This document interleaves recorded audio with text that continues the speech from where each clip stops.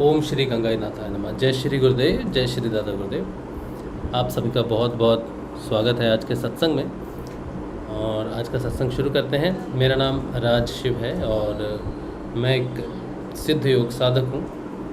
सिद्ध योग की साधना में हूँ। सिद्ध योग की साधना बहुत ही सरल साधना है।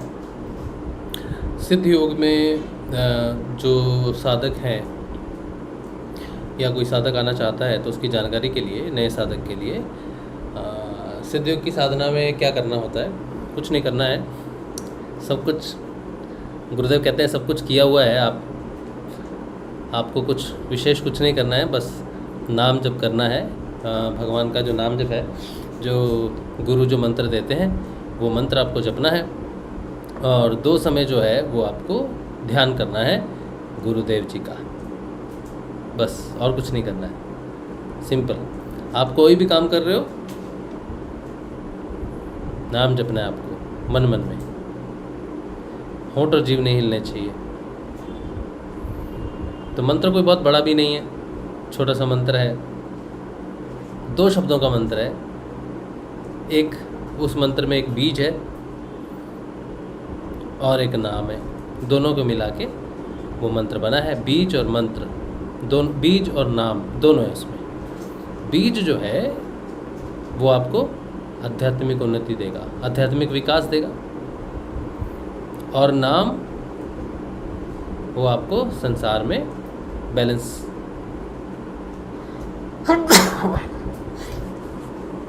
तो नाम जो है वो संसारिक सुख प्रदान करता है। तो ये जो साधना है, सिद्ध योग की जो साधना है, ये कोई भी कर सकता है। कोई भी कर सकता है, किसी भी उम्र से कर सकता है। इसके लिए ऐसा कोई ट्रेनिंग नहीं चाहिए। कुछ लोग कहते हैं ना, ट्रेनिंग है क्या? कुछ गुरुजी के पास जाएंगे, कुछ बताएंगे, घर में कोई घट लगाएंगे या फिर घर का कुछ करना है या कोई यज्ञ, कुछ भी नहीं है। आप सोचो, ट्रैवल कर रहे हो, आप ये वीडियो देख रहे हो ना, तो हो सकता है आप बस में हो, ट्रेन में हो, कहीं भी, कार में हो, कहीं भी बैठे हो, और अभी आपको पता चले कि सिद्ध योग क्या है, तो अभी आप वो मंत्र जपना शुरू कर सकते हो। अभी से हो जाएगा काम शुरू। हाँ, इसमें एक चीज़ है कि ध्यान करने के लिए आपको कहीं बैठना पड़ेगा 15 मिनट के लिए। वैसे तो ध्यान मैं जब पहली बार मैंने ध्यान घर में ही किया था, लेकिन जब एक बार ध्यान हो जाता है, फिर आप बस में जा रहे हो, सोचो बस चल रही है, आप आँख बंद करते हो, नाम को जपते हो, गुरु जी का ध्यान करते हो, तो हल्की क्रिया, कई बार हल्की क्रिया भी होती है ना। किसी का तो क्रिया बिल्कुल नहीं होती। वो सोचते हैं कि हमारी कुंडलिनी जागृत नहीं हुई, और ये सिद्ध योग में कुंडलिनी जागृत हो जाती है। लोग कुंडलिनी से डरते हैं कि पता नहीं कुंडलिनी जागृत हो जाएगी तो क्या होगा। अगर गुरु समर्थ है, अगर गुरु समर्थ सदगुरुदेव है, तो कोई दिक्कत नहीं होगी। ध्यान की जो प्रोसेस है, ध्यान में 15 मिनट के लिए जब ध्यान करते हैं तो उस समय आपको हो सकता है कि क्रिया हो, जैसे शरीर ऐसे ऐसे घूमता है, शरीर ऐसे ऐसे घूमेगा, और किसी का तो बिल्कुल धीमे धीमे ऐसे ऐसे होता है बस, और किसी की मुंडी घूमती है ऐसे तेज तेज भी घूमती है। कोई बैठा है ध्यान में और उसको पीछे में ऐसे, वो ऐसे पीछे जाएगा, तो फिर वो सीधा हो जाएगा, सोचेगा पता नहीं क्यों पीछे जा रहा हूँ, लेकिन उसकी कोई दिक्कत नहीं है। आप जहाँ पर बैठ के करोगे ना, तो जगह होनी चाहिए थोड़ी। तो आप बिस्तर पर बैठे हो, है ना, बिस्तर पर बैठे हो तो ऐसे पीछे ऐसे लेट जाओगे पीछे, बस, और कोई क्रिया नहीं। तो नाम जब तो आप सब समय कर सकते हो, कहीं भी जा रहे हो, कुछ भी कर रहे हो, खा रहे हो, है ना, खेल रहे हो, कोई झाड़ू पोछा कर रहा है, घर में गृहिणियाँ जो होती हैं, कुछ भी कर रहे हो, टीवी देख रहे हो, कोई भी काम है, कोई गेम खेल रहे हो, उस समय भी आप उस मंत्र को जप सकते हो। तो मंत्र 24 घंटे में आप जपते रहो, जितना हो सके उतना। ध्यान करने के लिए आपको 15 मिनट के लिए गुरुदेव जी की तस्वीर होनी ज़रूरी है। सिद्ध योग में सबसे ज़्यादा महत्वपूर्ण जो है वो एक मंत्र है और गुरु जी की तस्वीर है। वो ऑनलाइन आप डाउनलोड कर सकते हो। अगर आप लिखो गुरुदेव रामलाल जी स्याग, राम लाल जी स्याग, स्याग SIYAG, स्याग, रामलाल जी स्याग। तो आप देखोगे ना ऑनलाइन इंटरनेट पे, तो आपको गुरुदेव की फ़ोटो मिलेगी और फ़ोटो के साथ जो है गुरुदेव जी की, दादा गुरुदेव जी की फ़ोटो भी रहती है इसमें। दिखा दूँ?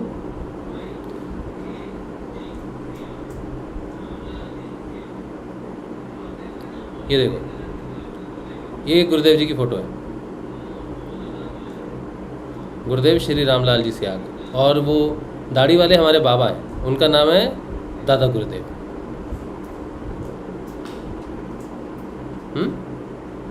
तो ये हमारे गुरुदेव जी की फ़ोटो है।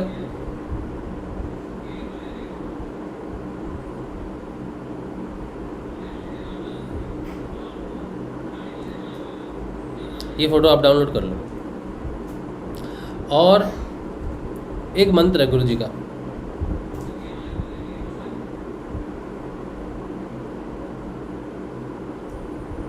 बड़ी इच्छा है कि मैं आपको सुना दूं, गुरु जी की आवाज़ में वो मंत्र आपको सुना दूं, बड़ी इच्छा है।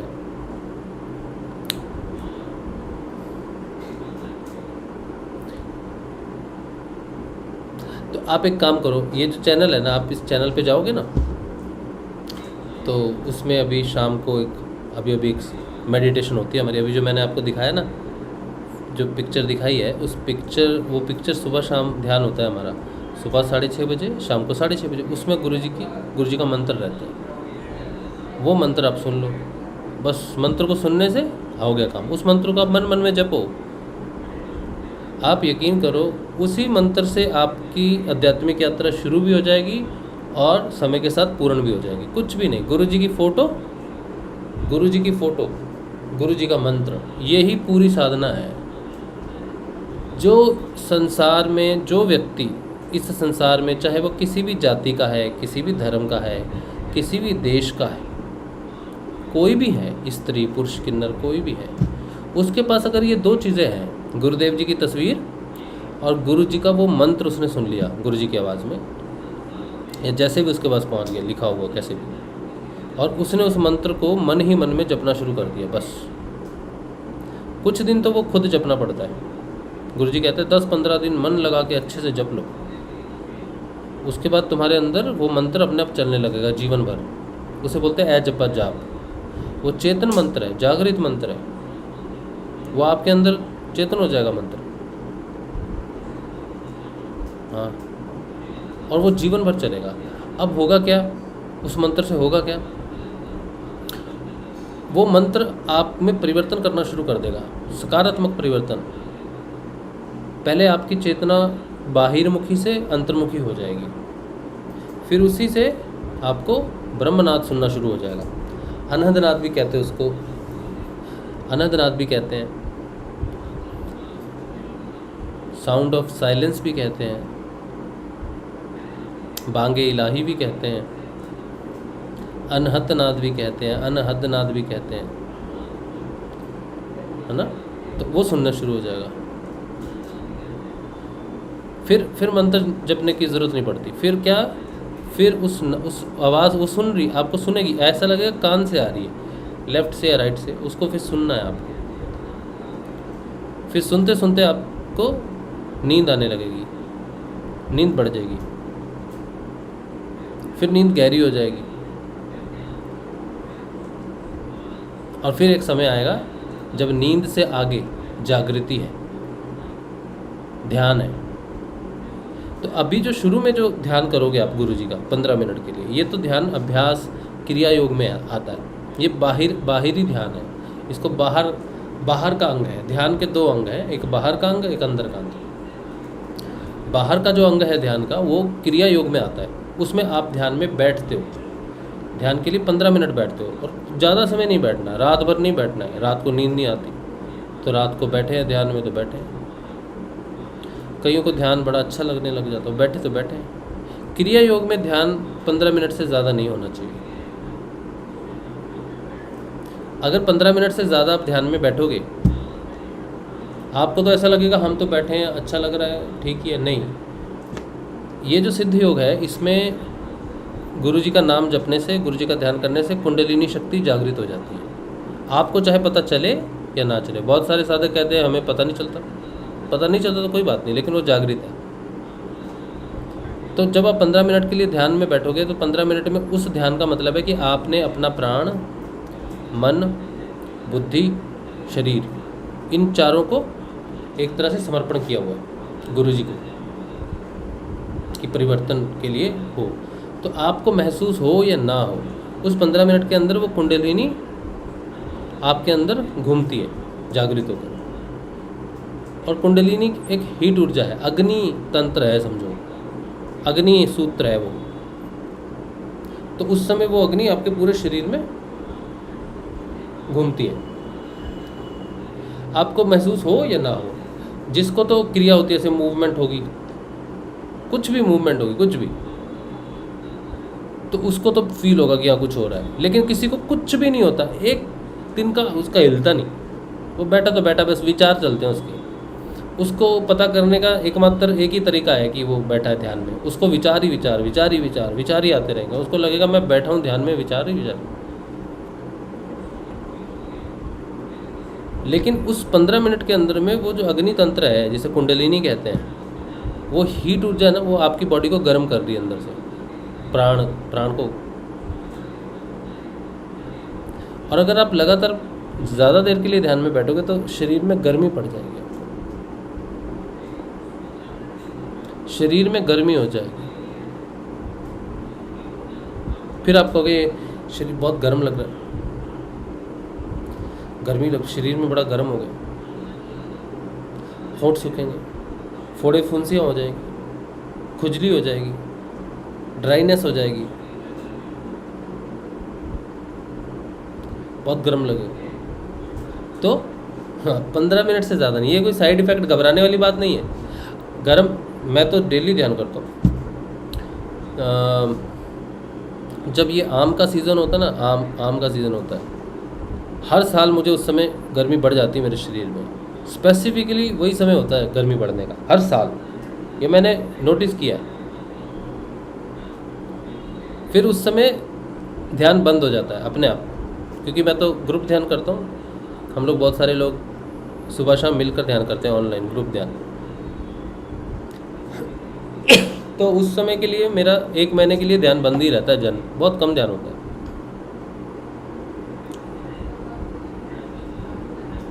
समय वो देखो मोटा मोटी सावन के आसपास का समय रहता ही। पानी गिरता है, लेकिन इंटरनली बहुत हीट होती है उस समय। और ये पृथ्वी पे भी यही होता है। पृथ्वी पे जब बारिश होती है, बहुत गर्मी होती है ना, फिर बारिश का मौसम आता है ना, तो शरीर में जब हम ध्यान करते हैं तो प्रकृति लय होने शुरू हो जाते हैं। जैसी प्रकृति बिहेव करती है वैसे ही हम भी बिहेव करने लगते हैं। तो बहुत गर्मी हो जाती है उस समय शरीर में। उस समय फिर ध्यान करो तो फिर मुझे तो बहुत हीट हो जाएगी, लेकिन वो घबराने की बात नहीं है। उस समय मैं क्या करता हूँ, उस समय ज़्यादा से ज़्यादा ये जो होता है ना अमरूद बहुत खाता हूँ उस समय में, और खीरा है। इसके अलावा इत्र होता है, फूलों का जो इत्र बनता है वो लगाना चाहिए। फूल माला, जो बाज़ार में आप भगवान को फूल माला देते हो, तब भगवान को फूल माला देने की ज़रूरत नहीं है, फिर आप खुद पहनो उसको। क्योंकि फूल क्या होते हैं, फूल बहुत ठंडे होते हैं, तो फूल शरीर की गर्मी को सोख लेते हैं। तो आप पहनोगे ना अंदर कपड़े, जैसे टी शर्ट ये पहनोगे ना, ये पहनी है कमीज जो भी है, इसको पहना इसके अंदर में पहनो, जो शरीर को टच हो, माला आपके शरीर को टच हो, अंदर पहनो कपड़े की।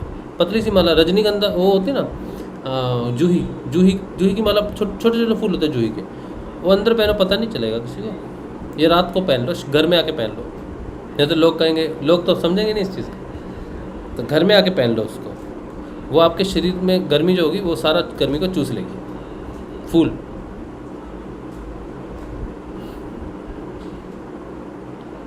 तो उसमें डरने की बात नहीं है, ठीक है। गर्मी होती है, गर्मी साधक को पड़ती है गर्मी।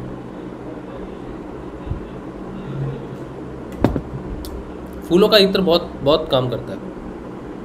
आजकल तो परफ्यूम, वो सेंट वगैरह लगाते हैं, डिओड्रेंट, वो सब अच्छा नहीं।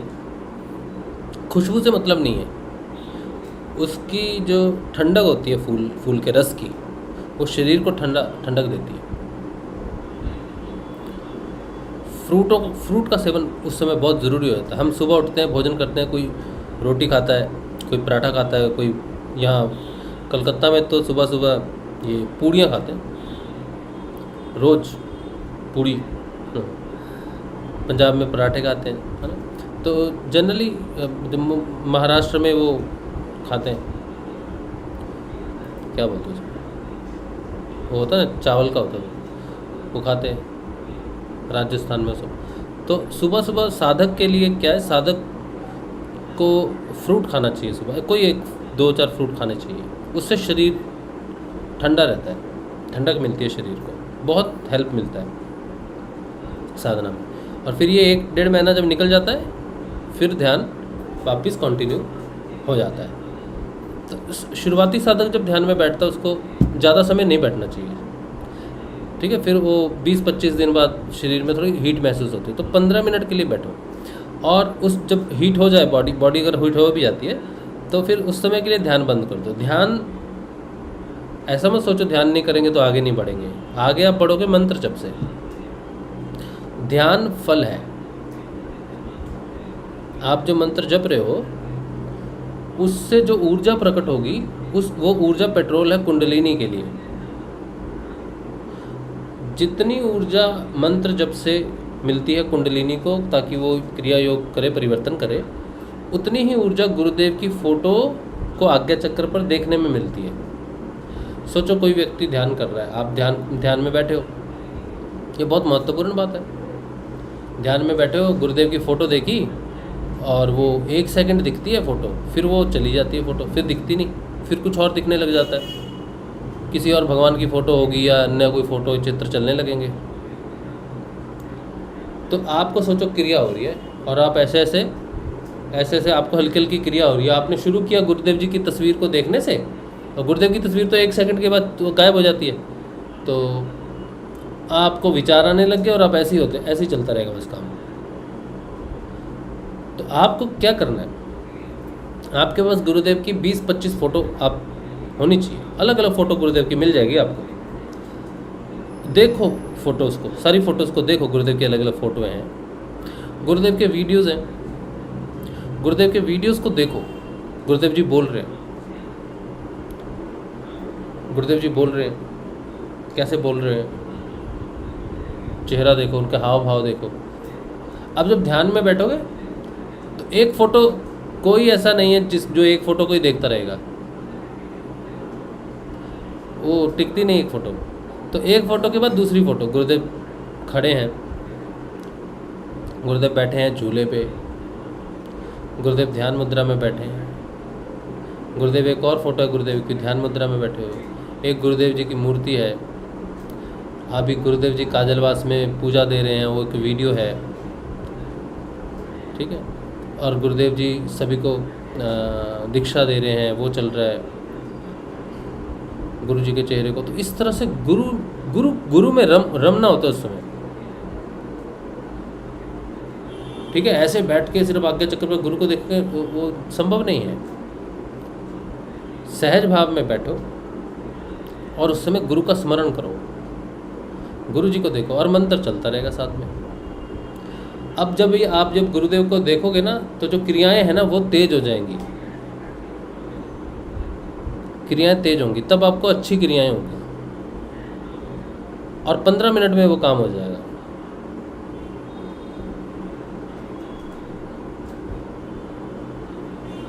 मेरा 10 साल का अनुभव है।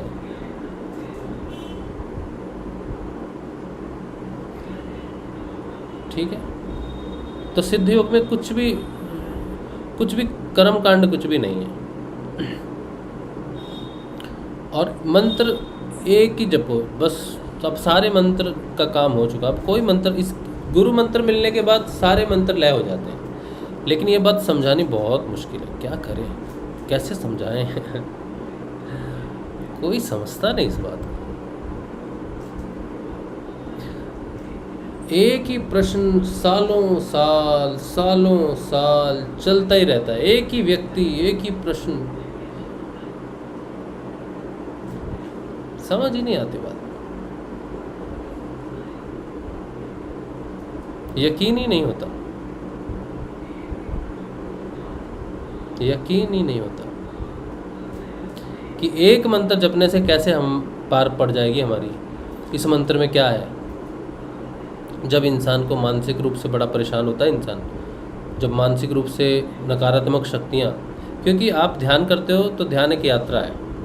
तमोगुण से रजोगुण, रजोगुण से सतोगुण, सतोगुण से बाहर। तो जब साधक ध्यान करता है ना, तो कई बार मन बड़ा विचलित हो जाता है, बहुत विचलित। उस समय आप ये मंत्र जपोगे ना, आपको लगेगा क्या करेगा ये मंत्र। जब मन बहुत ज़्यादा विचलित होता है, बहुत ज़्यादा समस्या होती है, बहुत ज़्यादा नकारात्मकता हो जाती है, और सभी में हो जाती है, कोई एक व्यक्ति नकारात्मक ऐसा नहीं, सभी, ये तो सभी तो प्रकृति में है ना। यात्रा या नाम जप हमें प्रकृति से बाहर लेके जाता है। कोई संसार का व्यक्ति नहीं है जो नाम जपे और प्रकृति के साथ उसका युद्ध ना हो। तो जब बहुत ज़्यादा आदमी बहुत ज़्यादा मायूस होता है, पता नहीं क्यों, पता नहीं, वो प्रभाव होता है युद्ध का। वो जब ये मंत्र जपता है तो उसको ऐसे लगता है कि ये मंत्र कुछ नहीं कर सकता, ये कुछ नहीं होगा इससे, ऐसा भाव आता है जबरदस्त। वो बोलता मैं जप रहा हूँ, लेकिन कोई पावर महसूस नहीं हो रही मंत्र में। क्या करूँ, क्या करूँ, क्या करूँ? हनुमान चालीसा पढ़ता हूँ, उसमें बड़ी शक्ति है, वो हनुमान चालीसा पढ़ेगा। या गणेश स्तुति कर लेता हूँ, दुर्गा सप्तशती का पाठ कर लेता हूँ, भगवान श्री कृष्ण का महामंत्र का जप कर लेता हूँ, विष्णु स्तोत्र का पाठ कर लेता हूँ, महामृत्युंजय कवच का पाठ कर लेता हूँ। बस यही है, तुम्हें बस यही बताना था कि तुम्हारी जो श्रद्धा है वो इस मंत्र में अभी है नहीं। तुम्हें लग रहा है कि ये क्या कर लेगा मंत्र। यही वो भाव है जो गुरु बताते हैं। प्रकृति मदद ही करती है एक तरह से। सबसे नकारात्मक समय में जब तुम जिसे याद करते हो, तुम्हारा विश्वास उसी पर दृढ़ होता है, और ये बात तुम्हें तब तक पता नहीं चलती जब तक मुसीबत नहीं गिरती। सहज भाव में मंत्र जपते रहते, लेकिन जब सबसे ज़्यादा कठिनाई का समय होता है, उस समय नहीं जपता कोई। उस समय, क्योंकि ये तो प्रचलित है ना, हनुमान जी के जो सूत्र हैं, हनुमान चालीसा, भगवान भगाओ, ये भूत भगाओ, ये करो वो करो, ये तो प्रचलित है ना, बचपन से हम सुनते आ रहे हैं। राम राम जपो, राम राम जपो, राम के नाम में बड़ी शक्ति है, कृष्ण जपो, महामंत्र जपो, गायत्री का ये पाठ करो, माला लेके बैठो, ये तिलक लगा लो, आसन में बैठ जाओ, किसी शांति वाले स्थान में चले जाओ। ये सारी चीज़ें हमने सीखी हुई हैं कि ये चीज़ें हमें शांति देती हैं। लेकिन जब तुम साधक बनोगे और गुरु का मंत्र जपोगे, तो ऐसा समय आएगा जिसमें तुम्हें सबसे ज़्यादा इस मंत्र में कुछ फील ही नहीं होगा, तुमको कुछ भी फील नहीं होगा। ऐसा लगेगा मैं जप रहा हूँ तो मैं क्या कर रहा हूँ। और ये घटना मेरे साथ तो घटी हुई है ना।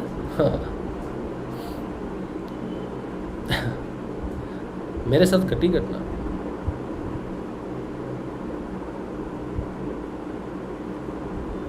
मुझ पे जब बहुत मुसीबत आई, ये 2017 की बात है, बहुत मुसीबत आई, तो ऐसा लगा मर गए, अब जीवन गया। तो बैठा, बैठा तो सबसे ज़्यादा यकीन था महामृत्युंजय मंत्र में। हाँ।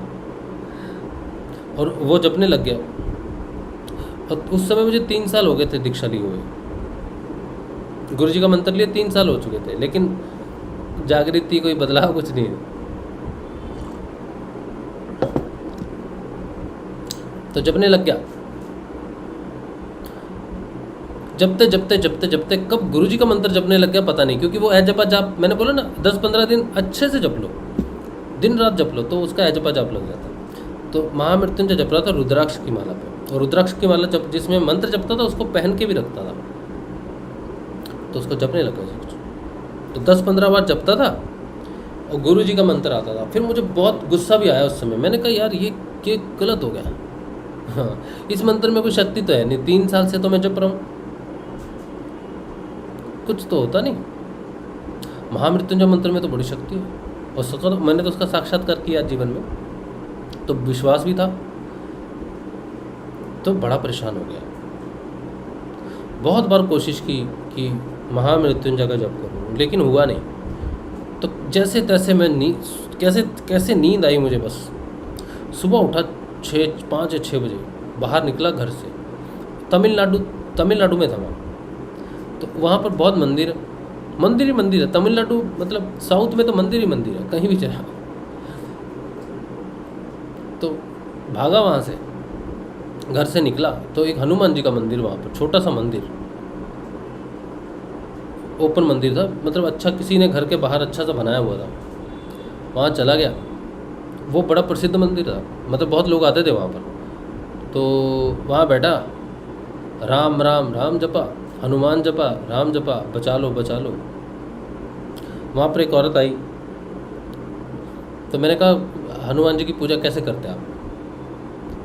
तो बोले ये हनुमान जी प्रार्थना सुनते हैं, वो 1000 बार राम राम लिखने से। तो मैंने कहा कैसे? तो बोला पर्ची होती है वाइट रंग की, उसमें लिखो, फिर उसको लाल धागे में बांधो, उसमें हर बार कुछ और भी बांधना था शायद, तो लिखा मैंने। गुरु जी के मंत्र में कोई यकीन नहीं है।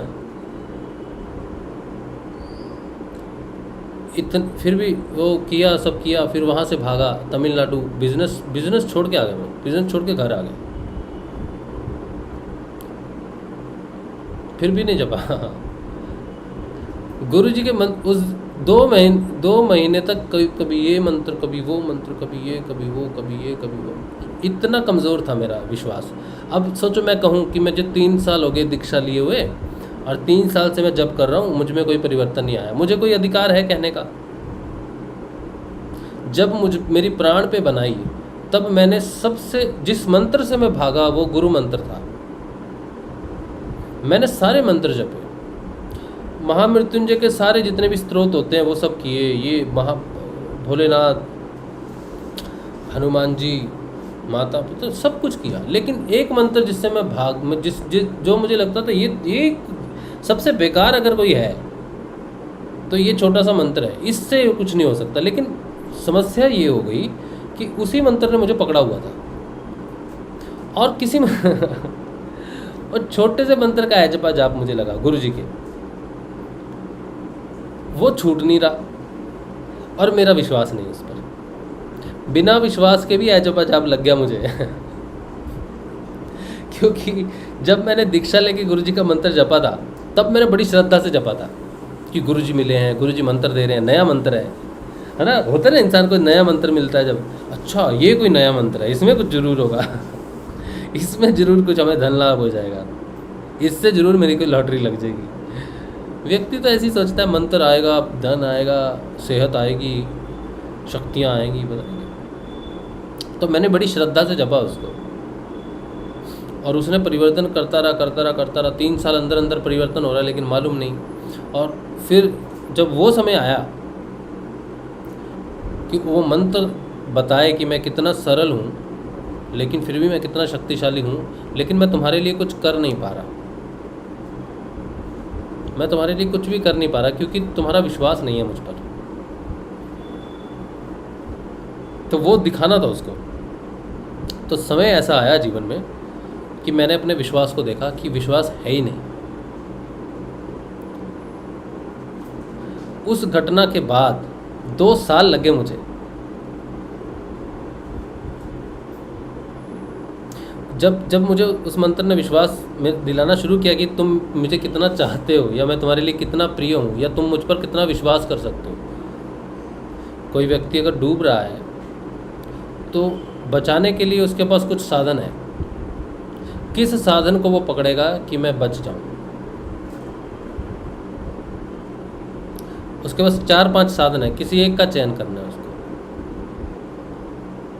तो वो मंत्र वही देखना चाह रहा है कि एक लकड़ी है, एक वो लाइफ जैकेट है, कि ये है, वो है। सब तो कहेंगे लाइफ जैकेट है भाई, लाइफ जैकेट हो तो आदमी डूबेगा थोड़ी, है ना। फिर वो एक टायर की तरह होता है। ऐसे सोचो 4-5 चीज़ें हैं आपके पास, और एक घास का तिनका है।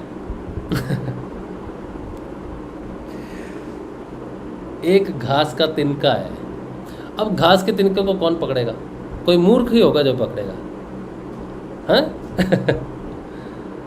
अब आपके पास लाइफ जैकेट हो, लकड़ी का गट्ठा हो, है वो टायर हो, कश्ती हो, कश्ती वो तो सबसे अच्छी, और एक घास का तिनका हो,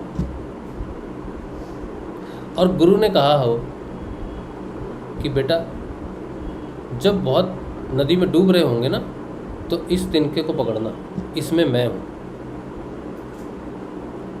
गुरु ने ये नहीं कहा कि कश्ती में मैं हूँ, लाइफ बोट में मैं हूँ, इसमें मैं हूँ। उसने कहा बेटा जब तुम डूब रहे होंगे ना कहीं मुसीबत में, तो ये जो घास का तिनका है ना, इसको पकड़ना, इसमें मैं हूँ।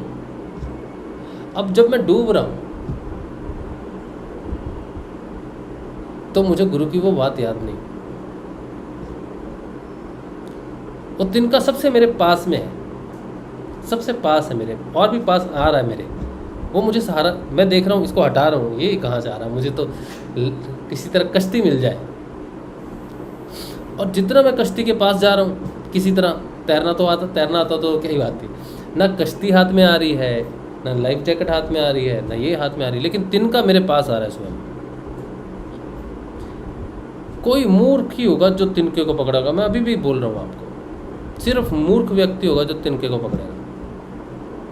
इतने साधन होने के बाद कैसे गुरु की बात पे यकीन कर सकता है कोई, कि इतने साधन होने के बाद गुरु ने तिनके पकड़ने को कहा है? कैसा गुरु पकड़ दिया मैंने, कैसा गुरु बना दिया मैंने। कौन करेगा यकीन? बोलो, आप करोगे? आप यकीन करते तो पकड़ लिया होता ना तिनका। अभी तक आपने कहाँ पकड़ा तिनका? आप भी तो बोट के चक्कर में भाग रहे हो, लाइफ बोट मिल जाए, ये मिल जाए, वो मिल जाए। अगर तिनका पकड़ दिया होता,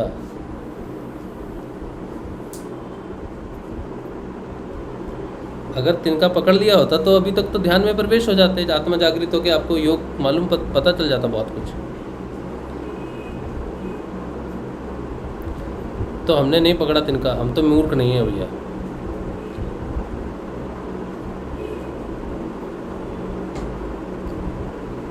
पंखा धीमे कर दो, धीमे करो।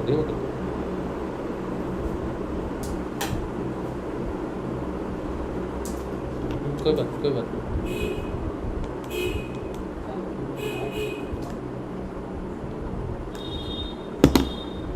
है।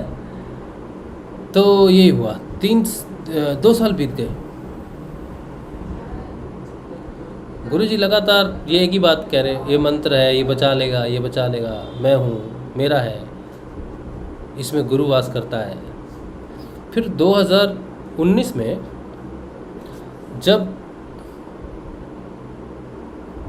पता चला कि अब डूब जाएंगे, अब तो बच नहीं सकते, अब तो बहुत कश्ती में भी बैठ लिए, कश्ती उलट जाती है, समझ नहीं आ रहा क्या। अब तिनका ही बचा एक ट्राई करने के लिए। लेकिन तिनके की एक शर्त है। तिनका कह रहा है अगर मुझे पकड़ना है तो फिर मेरे बाद कुछ नहीं पकड़ सकते। बोट पकड़नी है तो बोट के बाद लाइफ जैकेट है, वो टायर है, ये है, लकड़ी का गट्ठा है, ये सब है, इनके एक के बाद एक पकड़ सकते हो। लेकिन अगर तुमने एक बार भी तिनका पकड़ा तो फिर तुम्हें वो सारे गायब हो जाएंगे। तो फिर दो दो उस घटना के 2 साल बाद 2019 में हमने डिसाइड किया कि अब अच्छा, तिनका पकड़ा भी इसलिए नहीं कि तिनका बचाएगा तिनका इसलिए नहीं पकड़ा कि तिनका बचाएगा। जब ये हुआ कि अब डूबना तय है, अब बचना असंभव है, तो तिनके के साथ डूबेंगे। ये नहीं कि तिनके को पकड़ के बचेंगे, बचने की अब सारी उम्मीदें खत्म हो चुकी है, क्योंकि सारा भरोसा तो वो 4 साधनों, वो अन्य साधनों पर है कि जो बचा सकते। तिनका कैसे बचाएगा? मेरा वेट 75 किलो, तिनका बेचारा वैसे ही हल्का सा है, वो कैसे बचाएगा मुझे? तो अब बात ये है कि अब डूबना है, बस ख़त्म हो गया। तो तिनके के साथ डूबते हैं। तिनके से कोई उम्मीद नहीं थी मुझे, तो डूबने के लिए तिनका पकड़ा। लेकिन क्या देखता हूँ,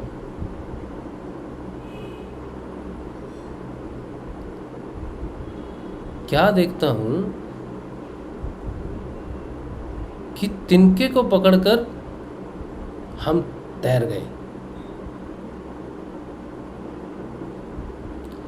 तिनके को पकड़ते ही हम देख रहे हैं कि हम बाहर हैं, कोई पानी नहीं है। जिस पानी में डूब रहे थे वो पानी ही नहीं है। तिनके को पकड़ते ही वो भ्रम खत्म हो गया कि डूब रहे, पानी नहीं है। इतने साल, इतने जीवन चले गए, एक ही भ्रम में थे, बचाओ बचाओ, ये बचाएगा, वो बचाएगा, ऐसे बचेंगे, वैसे बचेंगे। तिनके को पकड़ा तो देखा वो तो सब भ्रम है।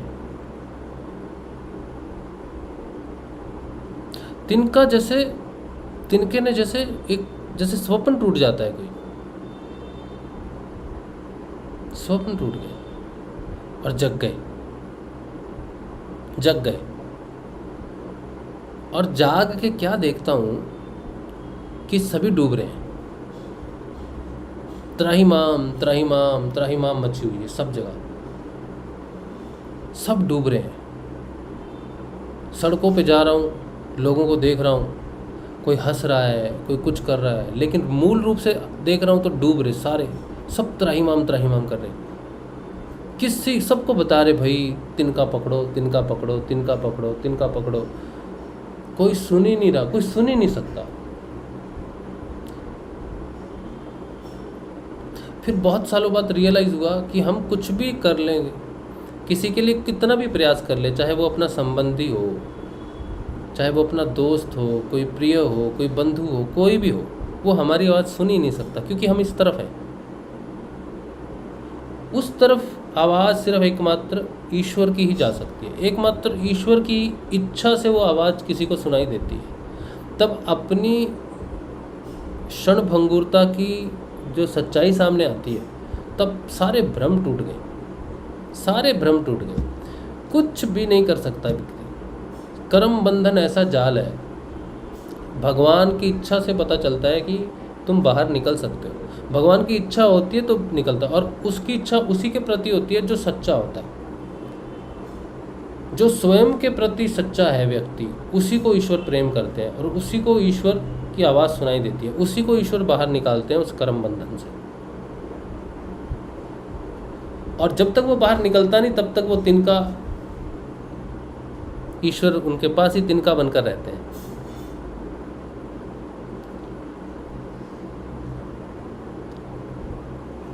तिनका डूबने से बचाने के लिए नहीं है, तिनका उस माया जल को नष्ट करने के लिए जिसमें तुम डूब रहे थे। सच ही है, तिनका क्या बचाएगा किसी को, लेकिन तिनके का रहस्य ही कुछ और है। अगर तुम डूब ही नहीं रहे तो तुम्हें जहाज, लाइफ बोट, लकड़ी का गट्ठर, ये सारी चीज़ों की ज़रूरत ही कहाँ है? इन सब की ज़रूरत ही कहाँ है? गुरु मंत्र चाहे जितना ही छोटा हो, जितना ही सहज हो, जितना ही सरल हो, और मुसीबत में चाहे वो कितना ही मामूली क्यों ना लगे, ये जो मुसीबत है ना, ये वही माया का जल है और तुम्हें वो तिनके समान मंत्र लग रहा है कि इसके जपने से क्या होगा, इसके जपने से माया जाल टूट जाएगा और मौत की सच्चाई सामने आ जाएगी। फिर डर नहीं लगेगा, फिर डर नहीं लगता, फिर सिर्फ और सिर्फ आनंद होता है। जब दुख आता है, भयंकर दुख आता है, तब भी आनंद होता है। जब सुख आता है तब भी रियलिटी सामने रहती है कि ये तो क्षणिक है। तब माया की सच्चाई सामने आ जाती है।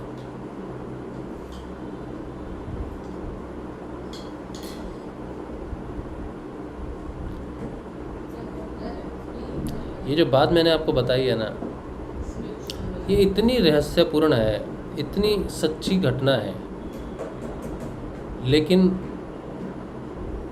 जैसे मैंने कहा कि मेरी आवाज़ कहीं भी नहीं पहुंचेगी, लेकिन फिर भी हम बात कर रहे हैं। क्यों? क्योंकि ये हमारी ड्यूटी है।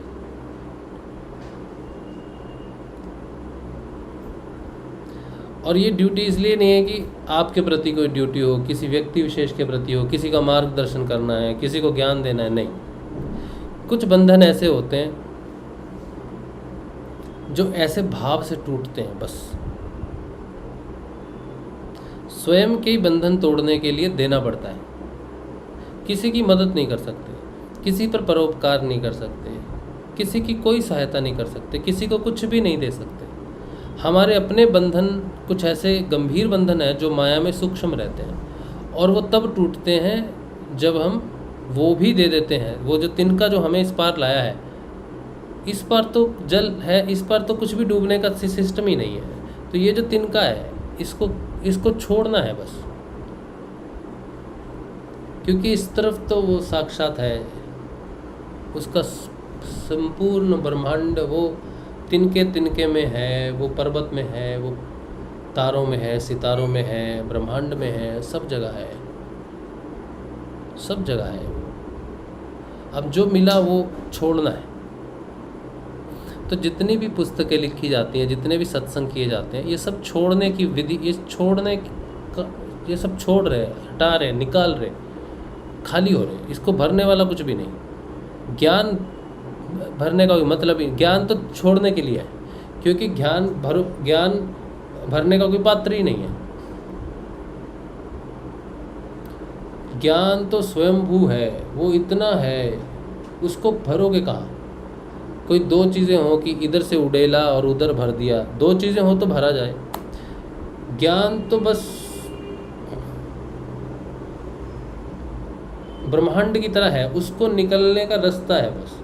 हम जो सत्संग करते हैं या किसी को बताते हैं, वो छिद्र है जो माया में खुलता है, तो वो उस छिद्र से निकालने वाली बात है, बस छोड़ने वाली बात है, तो रास्ता बनता है बस। कोई किसी के लिए कुछ करता है तो अपने ही रास्ते को खोलने का काम है बस, किसी के लिए कोई कुछ भी नहीं करता। अगर मैं सत्संग कर भी रहा हूँ, जैसे इसका बेनिफिट सिर्फ मुझे होगा, आपको क्या बेनिफिट होगा वो अलग है, लेकिन मेरे माध्यम से आपको बेनिफिट होगा ऐसा नहीं है। कोई व्यक्ति कुछ भी नहीं है। आपके अंदर अगर है, जैसे मेरे अंदर था कभी,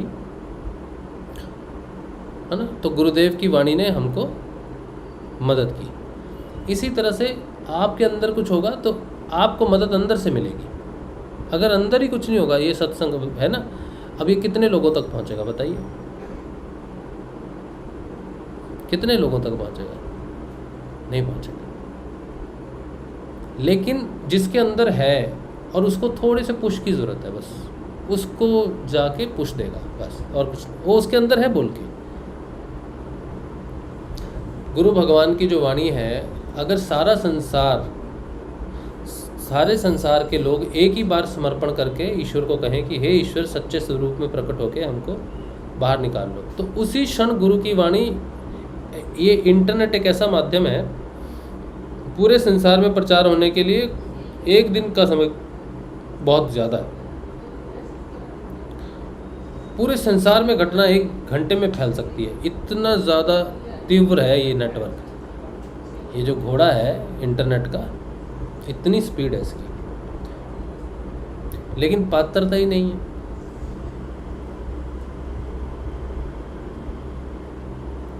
पात्रता ही नहीं। तो गुरु का नाम जो है ना, वो तिनके जैसा लगेगा आपको मुसीबत में, कभी यकीन नहीं आएगा।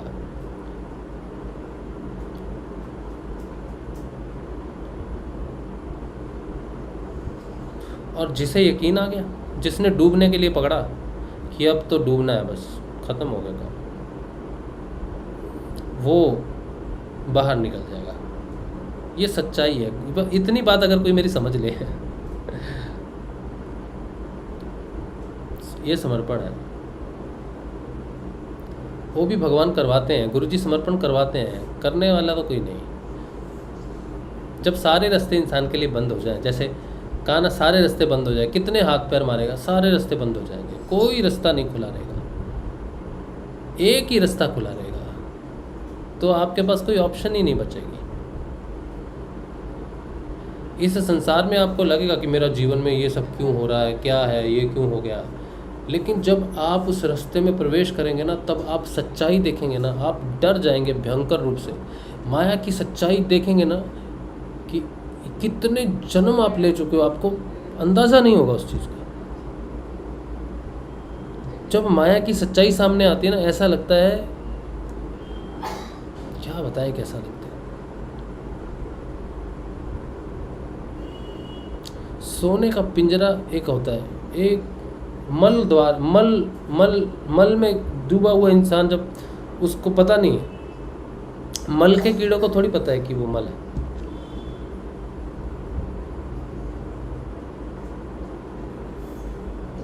लेकिन जब उस माया से बाहर निकलते हैं ना, तब कहते हैं कि प्रभु ये कष्ट पहले क्यों नहीं दिया, इतने वर्ष, इतने जन्म लग गए, आप सुख ही देते रहे, सुख ही देते रहे, सुख ही देते रहे, क्यों?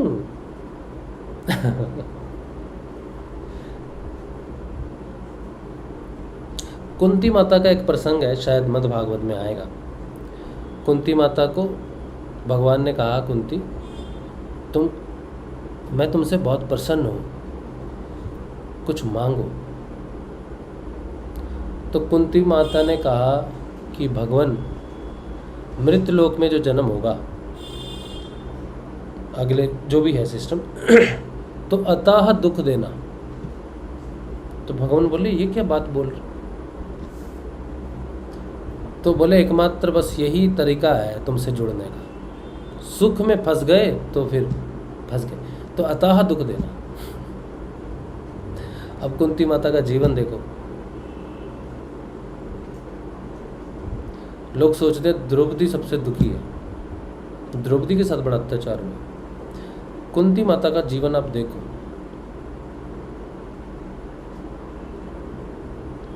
सैक्रिफाइस देखो। पांडवों में जो सच्चाई है वो तो सबको पता है, लेकिन कुंती माता के जीवन में जो सच्चाई है वो अद्भुत है।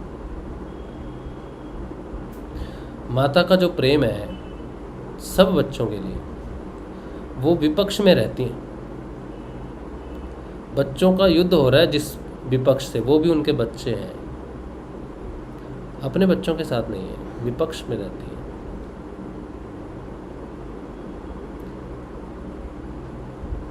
क्या माता का जो हृदय है वो कोई नहीं जान सकता। पांडव सच्चाई पे अटके रहे, बहुत कुछ किया उन्होंने, लेकिन लड़े। माँ तो लड़ी भी नहीं, माँ तो सिर्फ देखती रही। सब पता है उसको, कौन है क्या है, सब मालूम है उसको।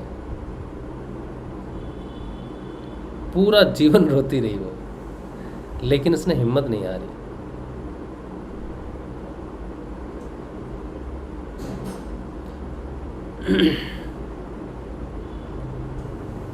लोग कहते हैं दुख है हमारे जीवन में, बड़ा दुख है। अब भगवान कितना प्रेम करते हैं कुंती माता से। अब हमारे जीवन में दुख है तो हम दोष देते हैं कि भगवान हमसे प्रेम नहीं करते। और जब आप जिस दिन आप जागृत हो जाओगे और इस माया की सच्चाई आपके सामने आएगी, तब आप भगवान को उल्टा बोलोगे। जितने सुख साधन उसने दिए उनके लिए आप उनसे झगड़ा करोगे। तुमसे जुड़ने वाला वो अमृत क्यों नहीं दिया?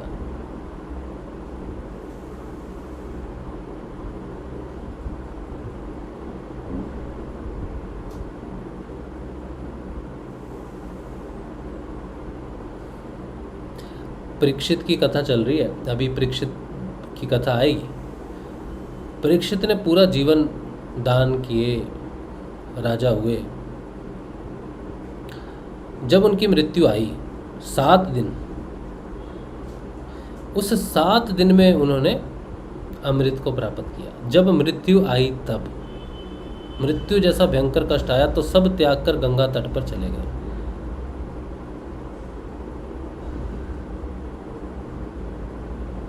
तब भगवान आए सबसे कष्टकारी समय में, जब संसार की कोई शक्ति उन्हें नहीं बचा सकती थी। तो कौन आया?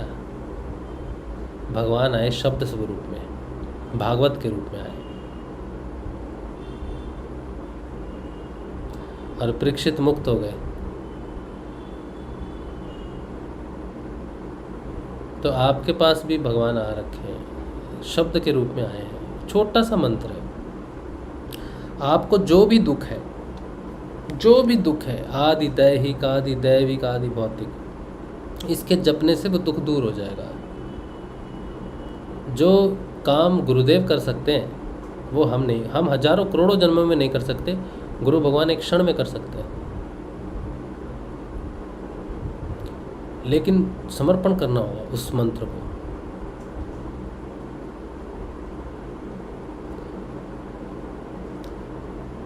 चलिए, आज का मुख्य ये सत्संग, ये पहला भाग। उम्मीद है कि मंत्र के बारे में आपको जानकारी हो कि ये मंत्र क्या है और क्या कर सकता है आपके लिए।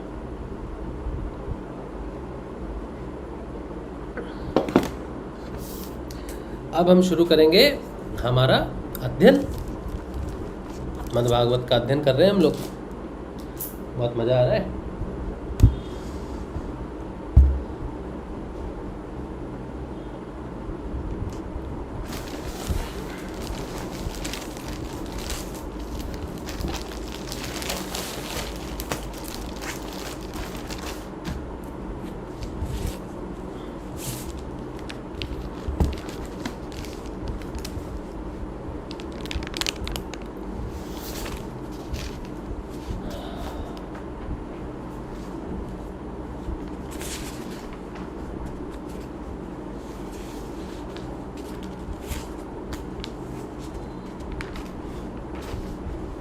चलिए, तो आज हम जो करेंगे अध्ययन वो है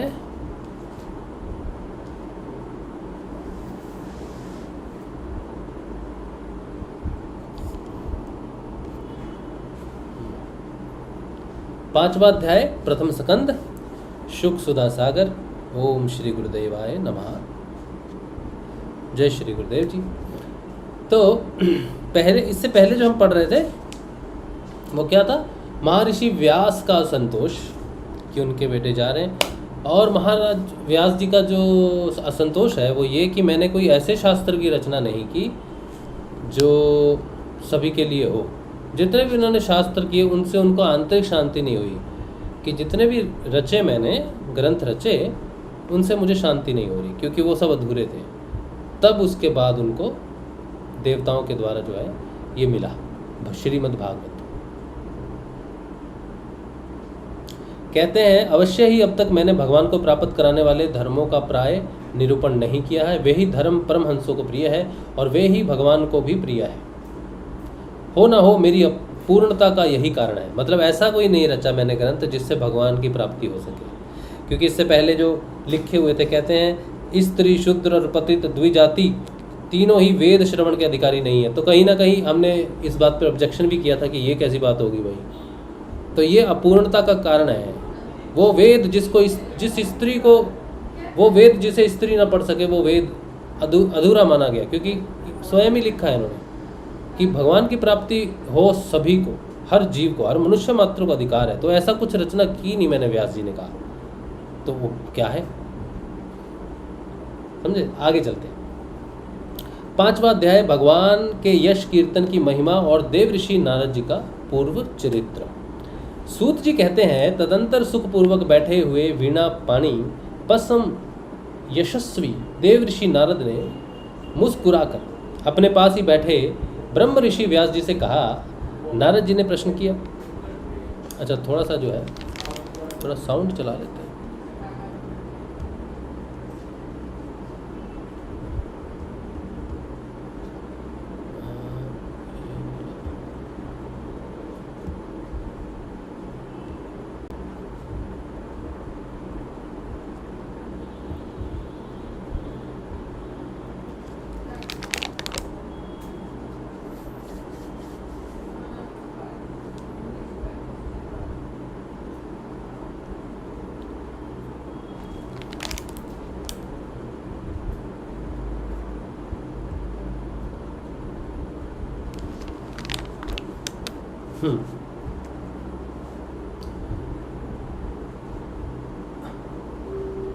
हाँ, नारद जी ने प्रश्न किया, महाभाग व्यास जी, आपके शरीर एवं मन दोनों ही अपने कर्म एवं चिंतन से संतुष्ट हैं ना? अवश्य ही आपकी जिज्ञासा तो भली भांति पूर्ण हो गई है, क्योंकि आपने जो यह महाभारत की रचना की है वह बड़ी ही अद्भुत है। वह धर्म आदि सभी पुरुषार्थों में परिपूर्ण है। सनातन ब्रह्म तत्व को भी आपने खूब विचारा है और जान भी लिया है। फिर भी प्रभु, आप अकृतार्थ पुरुष के समान अपने विषय में शोक क्यों कर रहे हैं? व्यास जी ने कहा, आपने मेरे विषय में जो कुछ कहा है वह सब ठीक ही है। वैसे होने पर भी मेरा हृदय संतुष्ट नहीं है। पता नहीं इसका क्या कारण है। आपका ज्ञान अगाध है। आप साक्षात ब्रह्मा जी के मानस पुत्र हैं, इसलिए मैं आपसे ही इसका कारण पूछता हूं। देव ऋषि नारद जी, आप समस्त गोपनीय रहस्यों को जानते हैं, क्योंकि आपने उन पुराण पुरुष की उपासना की है जो प्रकृति पुरुष दोनों के स्वामी हैं और असंग रहते हुए भी अपने संकल्प मात्र से गुणों के द्वारा संसार की सृष्टि करते हैं, स्थिति और प्रलय भी करते हैं। आप सूर्य की भांति तीनों लोकों में भ्रमण करते रहते हैं और योग बल से प्राणवायु के समान सबके भीतर रहकर अंतःकरणों के साक्षी भी हैं। क्या बात है, क्या रहस्य खोला है व्यास जी ने, क्या रहस्य खोल दिया बात बात में। क्या कहते हैं? कहते योग बल से प्राणवायु के समान सबके भीतर रहकर अंतःकरणों के साक्षी भी हैं। आहा, अब पता चला गुरु जी कैसे हमारी हर बात को जानते हैं, कैसे उन्हें पता है कब इसका समर्पण मेरे प्रति है, कब भगवान जानते हैं कि ये मेरे प्रति अपना क्या भाव रखता है, क्योंकि सारा भाव प्राण में होता है। प्राण को भाव में शरीर भी कहते हैं। जब इंसान की मृत्यु हो जाती है तो भाव शरीर चला जाता है, भाव से ही संसार से जुड़ता है और भाव से ही एक शरीर से दूसरे शरीर में जाता है।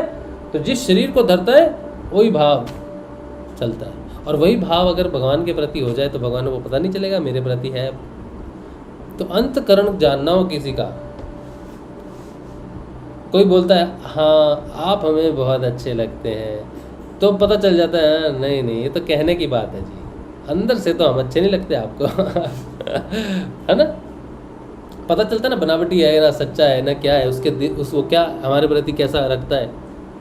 कोई कहता ना आइए अपना ही घर समझिए, और अपने ही घर से 2 चम्मच लेके चले जाएं, अरे यार चम्मच लेके चले गए अपना ही तो था उसका, तो ले गया तो क्या है क्या है।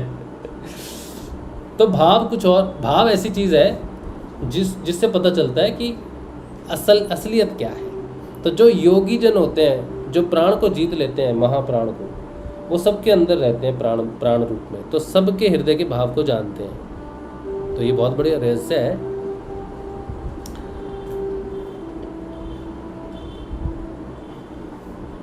फिर कहते हैं योगानुष्ठान और नियमों के द्वारा परब्रह्म और शब्द ब्रह्म दोनों की पूर्ण प्राप्ति कर लेने पर भी मुझ में जो बड़ी कमी है उसे आप कृपा करके बतलाइए। व्यास जी कह रहे हैं योग अनुष्ठान किया नियमों के द्वारा, पर ब्रह्म और शब्द ब्रह्म दोनों की पूर्ण प्राप्ति कर ली, यानी कि उनको पूर्ण ज्ञान होने के बाद भी जो रचना वो कर रहे हैं, अपने लिए जो कुछ भी उनको प्राप्त हो गया, शब्द ब्रह्म पर ब्रह्म की जो प्राप्ति हुई उनको, उसके बाद भी संतुष्टि है कि मैं ऐसा कुछ नहीं लिख पा रहा हूँ जिससे दूसरे को भी प्राप्ति हो सके। ये एक गुरु की असहजता हो सकती है। गुरु स्वयं तो पूर्ण होता है लेकिन फिर भी कष्ट में रहता है कि मेरे शिष्य को मैं क्या दे सकता, मेरा शिष्य कैसे पार पड़े, वो कैसे निकले वहाँ से। तो ये एक गुरु का सच्चा हृदय है। व्यास जी इस समय हमारे लिए सोच रहे हैं, उन्हें तो प्राप्ति होगी, पूर्ण ब्रह्म की प्राप्ति हो गई, उन्हें पर ब्रह्म और शब्द ब्रह्म की प्राप्ति हो गई, रहस्य जान लिया उन्होंने, लेकिन फिर भी अशांत है। क्यों? एक गुरु के हृदय के रूप में। भगवान का ही स्वरूप हो सकता है ये तो, गुरु भगवान का ही स्वरूप हो सकता है। जिसको तकलीफ ये है कि मैं तो मैं हूँ, लेकिन वो जो मुझसे भिन्न पड़ा हुआ है नीचे, उसे कैसे बताऊं कि वो भी मैं हूँ।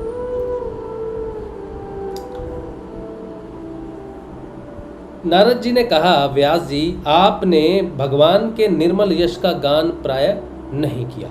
मेरी ऐसी मान्यता है कि जिससे भगवान संतुष्ट नहीं होते वह शास्त्र या ज्ञान अधूरा है। आपने धर्म आदि पुरुषार्थों का जैसा निरूपण किया है, भगवान श्री कृष्ण की महिमा का वैसे निरूपण नहीं किया। क्या बोलते हैं? आपने धर्म आदि पुरुषार्थों का जैसे निरूपण, धर्म आदि पुरुषार्थों का, धर्म के बारे में लिखा, ये लिखा, वो लिखा, लेकिन भगवान के बारे में आपने नहीं बताया, भगवान के गुणों का वर्णन नहीं किया। भगवान क्या है, कैसे? आपने नियम का बताया, जीवन ऐसा होना चाहिए, धर्म के लिए ये करो, वो करो, स्त्री पढ़ेगी, ये नहीं पढ़ेगा, वो पढ़ेगा, आपने नियम बताए, धर्म पर चलने का मार्ग बताया, लेकिन भगवान के बारे में तो आपने बताया ही नहीं कहीं। नारद जी ने कितना बड़ा रहस्य को लिया। आपने जो ज्ञान प्राप्त किया वो सब तो नियमित है, नियमों के अधीन है, ये धर्म, वो धर्म, ये सब, लेकिन भगवान श्री कृष्ण, भगवान के बारे में कहाँ बताया लोगों को? जिस वाणी से चाहे वह रस भाव अलंकार आदि से युक्त ही क्यों ना हो, जगत को पवित्र करने वाले भगवान श्री कृष्ण के यश का कभी गान नहीं होता। वह तो कोए के लिए उच्छित फेंकने के समान, स्थान के समान अपवित्र मानी जाती है। मतलब वाणी कितनी भी पवित्र हो, कितनी भी शुद्ध हो, कितनी भी महान हो, अगर भगवान का कीर्तन नहीं है तो वो कोए की वाणी है, बेकार है वो।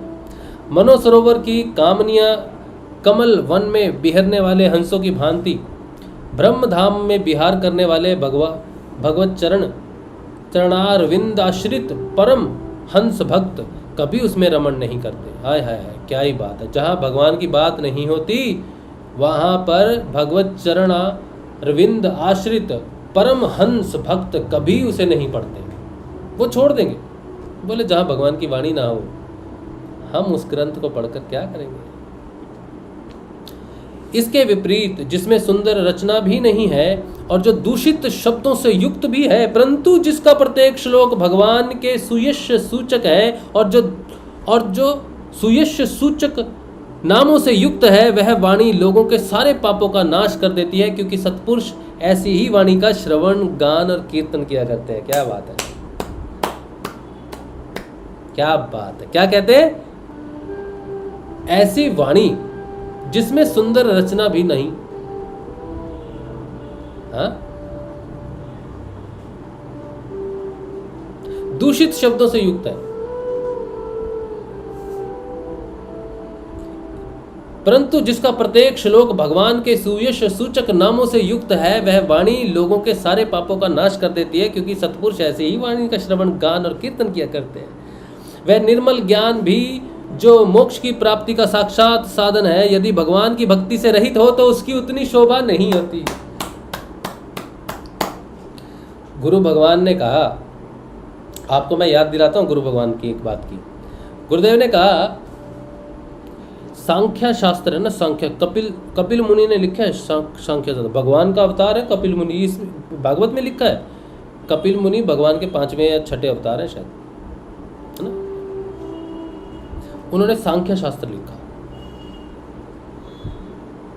सांख्य शास्त्र कलयुग का सबसे महत्वपूर्ण शास्त्र है कलयुग को बढ़ाने के लिए। सोचो, क्योंकि सांख्य शास्त्र पूर्ण वैज्ञानिक शास्त्र है, पूरा विज्ञान है, सबूत मांगता है, सबूत पर आधारित है, साक्षात्कार भगवान का आधारित है, साक्षात्कार पूर्ण वैज्ञानिक है सांख्य दर्शन। ये जितना भी विज्ञान खड़ा है ना आज, ये सांख्य दर्शन पर है। लेकिन सांख्य दर्शन द्वैतवाद की बात करता है, पुरुष और प्रकृति, शक्ति अलग दोनों। पतंजलि ऋषि ने क्या किया, सांख्य शास्त्र को उठाया, सांख्य योग को ही उठाया, अपना कुछ नहीं लिखा उन्होंने ज्यादा। सांख्य शास्त्र में भगवान का नाम डाल दिया पतंजलि ऋषि ने।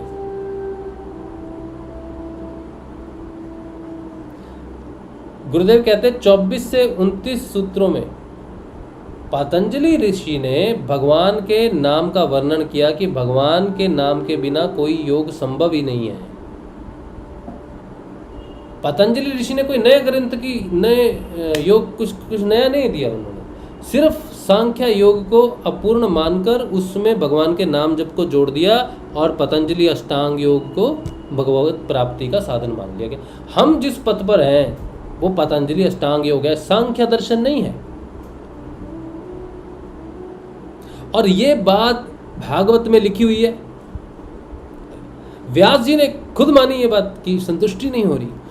नारद जी कह रहे हैं भगवान का नाम ही नहीं है तो क्या होगा उसमें, कितना भी सजा लो, कितना भी वैज्ञानिक कुछ भी कर लो, भगवान का नाम ही नहीं है।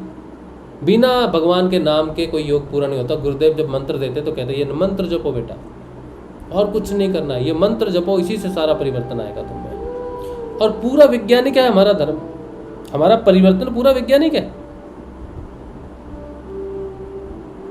गुरु जी की एक एक बात है शास्त्र। क्या बात है, क्या कहते हैं, वह निर्मल ज्ञान भी जो मोक्ष की प्राप्ति का साक्षात साधन है, यदि भगवान की भक्ति से रहित है तो उसकी उतनी शोभा नहीं होती। फिर जो साधन और सिद्धि दोनों ही दशाओं से सदा ही अमंगल रूप है, वह काम्य कर्म और जो भगवान को अर्पण नहीं किया गया है, ऐसा अहेतुक निष्काम कर्म भी कैसे सुशोभित हो सकता है। लोग कहते हैं कि मैं तो निष्कामी हूं, लेकिन भगवान को जो अर्पित नहीं किया, तुमने क्रेडिट नहीं लिया, अच्छी बात है, लेकिन तुमने कहा मैंने किया लेकिन मुझे क्रेडिट नहीं चाहिए, तो भी वो निष्काम किसी काम का नहीं। क्योंकि भगवान का अर्पण ना हुई वो चीज़ तो किसी काम की नहीं। जिसमें भगवान नहीं वो योग ही नहीं। हर चीज़ योग का मतलब ये है, आप किसी में भी भगवान को जोड़ दो। जप योग भगवान का नाम है तो जप योग, लय योग, जहाँ भी जो भी योग हो रहा है, उस जो भी कर्म योग, ज्ञान योग, ये योग, वो योग, जितने भी योग है, भगवान को जोड़ दो, वो सार्थक हो जाएगा। भगवान को जोड़ दो, वो सार्थक हो जाएगा। भागवत वही बोल रही।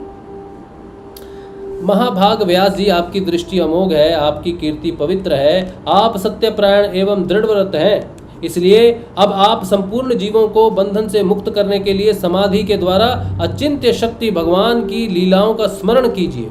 जो मनुष्य भगवान की लीला के अतिरिक्त और कुछ कहने की इच्छा करता है, वह उस इच्छा से ही निर्मित अनेक नाम और रूपों के चक्कर में पड़ जाता है। आया वाह, उसकी बुद्धि भेदभाव से भर जाती है। ये शिव, ये विष्णु, ये शक्ति, ये हनुमान जी, ये सब वही बोल रहे। जैसे हवा के झकोरों से डगमगाती हुई डोंगी को कहीं भी ठहरने का ठौर नहीं मिलता, वैसे ही उसकी चंचल बुद्धि कहीं भी स्थिर नहीं हो पाती। ये मैंने अभी आपको बताया ना जीवन के बारे में, कि वो तिनका हम नहीं पकड़ते। गुरु भगवान कहते हैं ये मैं हूँ, वो तिनका है, भगवान का नाम है, गुरुदेव उसमें समाये हैं। गुरुदेव कहते हैं मैं इसमें समाया हूँ, लेकिन हमको उस तिनके पे विश्वास नहीं हुआ। हमको बोट चाहिए, क्योंकि हम तो डूब रहे हैं, बोट चाहिए, ये चाहिए, वो चाहिए, लेकिन तिनका नहीं पकड़ा हमने। अब कहा था मैं, हाँ, कहते हैं वह उस इच्छा से ही निर्मित अनेक नाम और रूपों के चक्कर में पड़ जाता है। उसकी बुद्धि भेदभाव से भर जाती है। जैसे हवा के झकोरों से डगमगाती हुई डोंगी को कहीं भी ठहरने का ठौर नहीं मिलता, वैसे ही उसकी चंचल बुद्धि कहीं भी स्थिर नहीं हो पाती। संसारी लोग स्वभाव से ही विषयों में फंसे हुए हैं। धर्म के नाम पर आपने उन्हें निंदित, पशु हिंसा युक्त सकाम कर्म करने की भी आज्ञा दे दी है। यह बहुत ही उल्टी बात हुई, क्योंकि मूर्ख लोग आपके वचनों से पूर्वोक्त निंदित कर्म को ही धर्म मानकर यही मुख्य धर्म है ऐसा निश्चय करके उसका निषेध करने वाले वचनों को ठीक नहीं मानते। भगवान अनंत हैं। कोई विचारवान ज्ञानी पुरुष ही संसार की ओर से निवृत्त होकर उनके स्वरूप भूत परमानंद का अनुभव कर सकता है। अतः जो लोग परमार्थिक बुद्धि से रहित हैं और गुणों के द्वारा नचाए जा रहे हैं, अनेक कल्याण के लिए ही आप भगवान की लीलाओं का सर्वसाधारण के हित की दृष्टि से वर्णन कीजिए।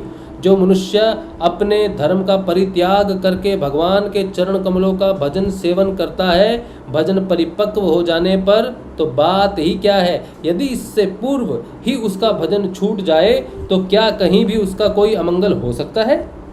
परंतु जो भगवान का भजन नहीं करते और केवल सब धर्म का पालन करते हैं, उन्हें कौन सा लाभ मिलता है।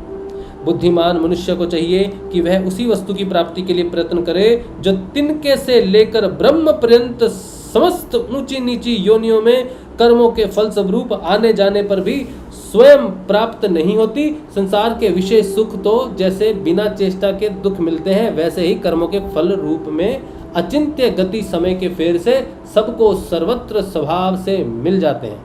व्यास जी, जो भगवान श्री कृष्ण के चरणारविंद का सेवक है, वह भजन ना करने वाले कर्मी मनुष्यों के समान देवात कभी बुरा भाव हो जाने पर भी जन्म मृत्यु मय संसार में नहीं आता। वह भगवान के चरण कमलों के आलिंगन का स्मरण करके फिर उसे छोड़ना नहीं चाहता। उसे रस का चस्का जो लग चुका है। जिनके जगत की उत्पत्ति स्थिति और प्रलय होते हैं, वे भगवान ही इस विश्व के रूप जिनसे जगत की उत्पत्ति स्थिति और प्रलय होते हैं, वे भगवान ही इस विश्व के रूप में भी हैं। ऐसा होने पर भी वे इससे विलक्षण हैं। इस बात को आप स्वयं जानते हैं, तथापि मैंने आपको संकेत मात्र कर दिया है। व्यास जी, आपकी दृष्टि अमोघ है। आप इस बात को जानिए कि आप पुरुषोत्तम भगवान के कला अवतार हैं। आपने अजन्मा होकर भी जगत के कल्याण के लिए जन्म ग्रहण किया है, इसलिए आप विशेष रूप से भगवान की लीलाओं का कीर्तन कीजिए। विद्वानों ने इस बात का निरूपण किया है कि मनुष्य की तपस्या, वेदाध्ययन या यज्ञ अनुष्ठान, स्वाध्याय, ज्ञान और दान का एकमात्र प्रयोजन यही है कि पुण्य कीर्ति श्री कृष्ण के गुणों और लीलाओं का वर्णन किया जाए। मुने, पिछले कल्प में आपने पूर्व जीवन में मैं वेदवादी ब्राह्मणों की एक दासी का लड़का था। मुने, पिछले कल्प में अपने पूर्व जीवन में मैं वेदवादी ब्राह्मणों की एक दासी का लड़का था। नारद जी अपने बारे में बता रहे कि मैं एक दासी का लड़का था, और वो दासी किसकी थी? वेदवादी ब्राह्मणों की दासी थी। जो वेदों का अध्ययन करते हैं उनकी दासी थी मेरी माँ पिछले जन्म में। वे योगी वर्षा ऋतु में एक स्थान पर चतुर्मास कर रहे थे। बचपन में ही मैं उनकी सेवा में नियुक्त कर दिया गया था। मैं यद्यपि बालक था, फिर भी किसी प्रकार की चंचलता नहीं करता था। जितेंद्रिय था, खेल कूद से दूर रहता था और आज्ञा अनुसार उनकी सेवा करता था। मैं बोलता भी बहुत कम था। मेरे इस शील स्वभाव को देखकर समदर्शी मुनियों ने मुझ सेवक पर अत्यंत अनुग्रह किया। उनकी अनुमति प्राप्त करके बर्तनों में लगा हुआ जूठन मैं एक बार खा लिया करता था। इससे मेरे सारे पाप धुल गए। इस प्रकार उनकी सेवा करते करते मेरा हृदय शुद्ध हो गया और वे लोग जैसा भजन पूजन करते थे उसी में मेरी भी रुचि हो गई। प्यारे व्यास जी, उस सत्संग में उन लीला गान प्रायण महात्माओं के अनुग्रह से मैं प्रतिदिन श्री कृष्ण की मनोहर कथाएं सुना करता। श्रद्धा पूर्वक एक एक पद श्रवण करते करते प्रिय कीर्ति भगवान में मेरी रुचि हो गई। महामुने, जब भगवान में मेरी रुचि हो गई तब उन मनोहर कीर्ति प्रभु में मेरी बुद्धि भी निश्चल हो गई। उस बुद्धि से मैं इस संपूर्ण सत्य और असत्य रूप जगत को अपने परब्रह्म स्वरूप आत्मा में माया से कल्पित देखने लग गया। इस प्रकार शरद और वर्षा इन 2 ऋतुओं में तीनों समय उन महात्मा मुनियों ने श्री हरि के निर्मल यश का संकीर्तन किया और मैं प्रेम से प्रत्येक बात सुनता रहा। अब चित्त के रजोगुण और तमोगुण को नाश करने वाली भक्ति का मेरे हृदय में प्रादुर्भाव हो गया है। मैं उनका बड़ा ही अनुरागी था, विनयी था। उन लोगों की सेवा से मेरे पाप नष्ट हो चुके थे। मेरे हृदय में श्रद्धा थी, इंद्रियों में संयम था एवं शरीर, वाणी और मन से मैं उनका आज्ञाकारी था।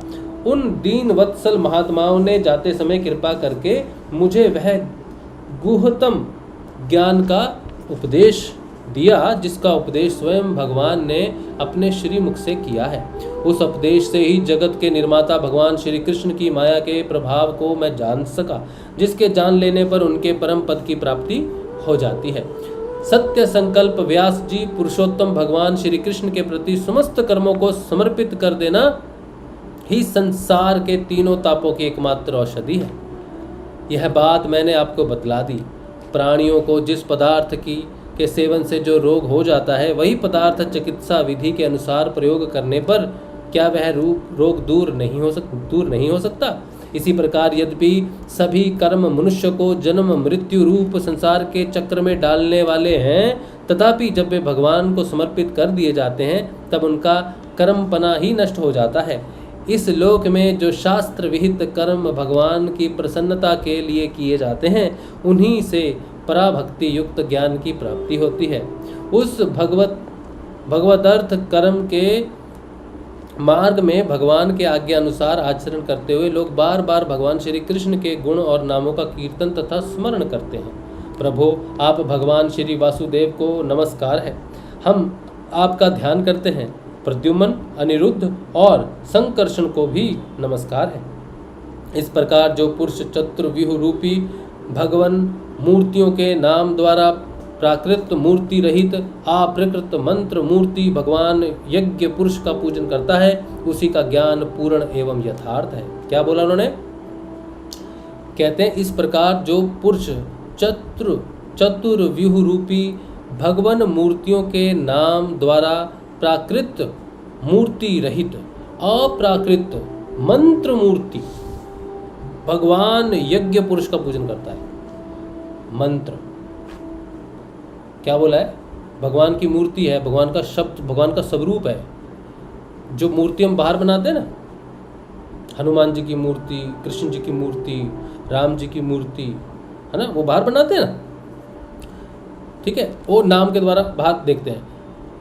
प्राकृत मूर्ति रहित क्या कहते हैं? भगवान मूर्तियों के नाम द्वारा प्राकृत मूर्ति रहित, प्राकृत मतलब प्रकृति से बनी हुई, अप्राकृत मंत्र मूर्ति, शब्द ब्रह्म, शब्द को अप्राकृत मंत्र मूर्ति कहा गया है।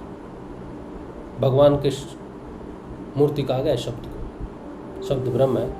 भगवान यज्ञ पुरुष का पूजन करता है, उसी का ज्ञान पूर्ण एवं यथार्थ है। शब्द ब्रह्म से ही संपूर्ण ज्ञान की प्राप्ति होती है, यथार्थ ज्ञान की प्राप्ति होती है। नारद जी ऐसा बता रहे हैं। बाहर से कुछ नहीं प्राप्त होता, जो प्राप्त होता है वो शब्द रूप मूर्ति से प्राप्त होता है, शब्द से प्राप्त होता है। अंदर है सब कुछ, सब कुछ अंदर प्राप्त होता है। ये भागवत पहले अंदर है, पहले अंदर प्रकट होगी, फिर बाहर समझने के लिए प्रकट होगी। ब्राह्मण, जब मैंने भगवान की आज्ञा का इस प्रकार पालन किया, तब इस बात को जानकर भगवान श्री कृष्ण ने मुझे आत्मज्ञान, ऐश्वर्य और अपनी भाव रूपा प्रेमा भक्ति का दान किया। व्यास जी, आपका ज्ञान पूर्ण है। आप भगवान की ही कीर्ति का, उनकी प्रेममयी लीला का वर्णन कीजिए। उसी से बड़े बड़े ज्ञानियों को भी जिज्ञासा पूर्ण होती है। जो लोग दुखों के द्वारा बार बार रोंदे जा रहे हैं, उनके दुख की शांति इसी से हो सकती है, और कोई उपाय नहीं। देखा, दुख जब आता है तो हम रोते हैं, चिल्लाते हैं, ये करो वो करो, इधर ढूंढो, लेकिन मूल रूप से उस दुख में जब भगवान को स्मरण किया जाता है, तभी उस दुख से भगवान की प्राप्ति होती है। छठा अध्याय नारद जी का पूर्व चरित्र का शेष भाग। ये तो आधा भाग है नारद जी के चरित्र का, फिर कल हम बाकी का भाग पढ़ेंगे। उसके बाद अश्वत्थामा द्वारा द्रौपदी के पुत्रों को मारा जाना और अर्जुन के द्वारा अश्वत्थामा का मान मर्दन।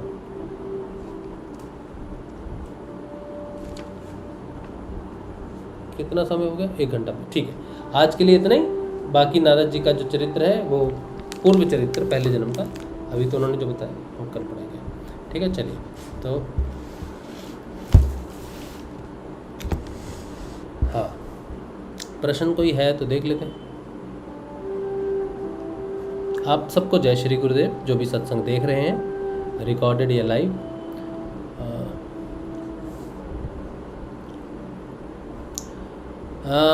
रीना बहन कह रही है पतंजलि ऋषि स्मार्ट थे।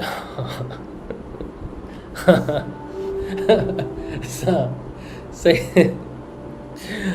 हाँ, ये तो बिल्कुल सही कहा आपने। Very smart boy. कुछ ज़्यादा मेहनत नहीं की, भगवान का नाम ऐड कर दिया बस। एक गुरुजी ने अपनी वाणी में बताया, गुरुजी कहते 24 से 29 सूत्रों तक भगवान के नामों का वर्णन कर दिया ऋषि ने। कि भगवान के जप के बिना कोई सिद्धि प्राप्त नहीं होती, कोई योग सिद्ध नहीं होता। अच्छा, हाँ, बहन कह रही है गुरु भाई भागवत के वचन और गुरुदेव जी के वचन के मध्य को रिलेशन बहुत अच्छे से करते हैं आप। हाँ, हम जो कर रहे हैं वो इसीलिए तो मैं कह रहा हूँ कि भागवत ये भागवत बाहर से नहीं प्रकट हुई है, ये तो बहुत सालों से है मेरे पास। जब गुरु भगवान ने जो शब्द दिया है उससे जो कुछ भी अंदर प्रकट हुआ है वही इसमें लिखा हुआ है। इसीलिए कोरिलेशन अच्छा हो रहा है कि ये तो अंदर है, ये तो जान लिया। तो जब भी आपको ज्ञान प्रकट होगा तो बाहर से पुस्तकों से नहीं होगा। पुस्तक तो बताएगी कि बेटा जो तुझे मिला है वो है, वो सत्य है। हाँ, ये बात आपने बहुत अच्छी लिखी है। किसी को भी हो जाएगा तो कहेगा अरे ये तो वही है, समझ में आता है। तो चलिए, तो आज का जो सत्संग है, उम्मीद है कि नाम के प्रति आप पूर्ण समर्पण करें और नाम पर पूर्ण विश्वास करें। छोटा सा मंत्र है लेकिन माया को काटने वाला यही है। और माया में वो छोटा सा दिख रहा है तिनके के जैसा, लेकिन माया को उड़ा देगा वो। चलिए, आज का सत्संग श्री गुरुदेव के श्री चरणों में। कल मिलेंगे सुबह के ध्यान में, सुबह 6:30 बजे। जय श्री गुरुदेव।